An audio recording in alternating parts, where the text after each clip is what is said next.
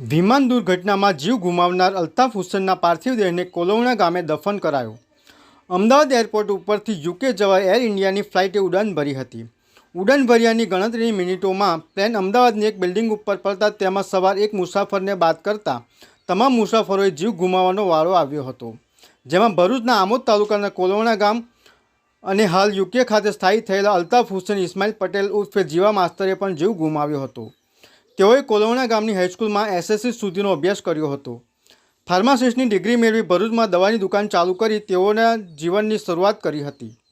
એ પછીના થોડા વર્ષો બાદ તેઓ યુકે ખાતે સ્થાયી થયા હતા। હાલ એક અઠવાડિયા માટે જ તેઓ ઇન્ડિયા આવ્યા હતા। આ કમનસીબ ઘટનાને પગલે કોલોણા ગામ સહિત તેમના પરિવાર પર આભ તૂટી પડ્યું હતું।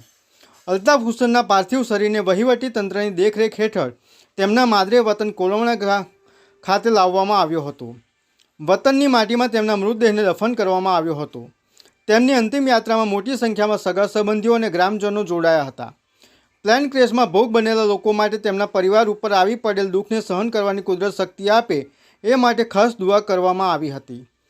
આ દુઃખદ પ્રસંગે ભરૂચ જિલ્લા ભાજપ પ્રમુખ પ્રકાશ મોદી, તાલુકા ભાજપ પ્રમુખ દીપક ચૌહાણ, આમોદ શહેર ભાજપ પ્રમુખ મિથુન મોદી, ભરૂચ નગરપાલિકા વિપક્ષ નેતા શમશાદ અલી સૈયદ, સુલેમાન પટેલ, અબ્દુલ કામઠી, ગામના સરપંચ જફર ગાડીમલ સહિત અગ્રણીઓ તેમજ સગા સંબંધીઓ ઉપસ્થિત રહ્યા હતા। અમદાવાદથી લંડન 12 તારીખે જઈ રહેલા પ્લેનમાં મુસાફરી કરતા મુસાફરો જે 242 જેટલી સંખ્યા હતી અને એ ઉપરાંત પ્લેનના જે પરિચારિકો આ લોકો સાથેનું આ પ્લેન અચાનક પ્લેન ટેક ઓફ થયા અને 2 જ મિનિટમાં મેઘાણીનગરના અતુલ્ય બિલ્ડિંગ ઉપર તૂટી પડ્યું અને બિલ્ડિંગમાં મેડિકલમાં અભ્યાસ કરતા વિદ્યાર્થીઓ તેમજ ડૉક્ટરો પણ મોટી સંખ્યામાં હતા।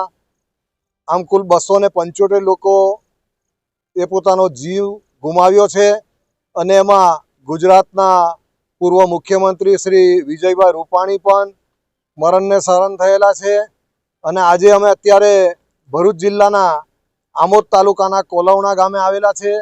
આ ગામના પણ એક અલ્તાફ હુસેન ઉંમર વર્ષ 48 કે જેઓ પણ આ પ્લેનમાં મુસાફરી કરવા માટે બેઠા હતા અને એમનું પણ આ પ્લેનના હાદસામાં દુઃખદ નિધન થયું છે અને એમના આજે અંતિમ યાત્રામાં એમના જનાજામાં અમે જોડાયા હતા।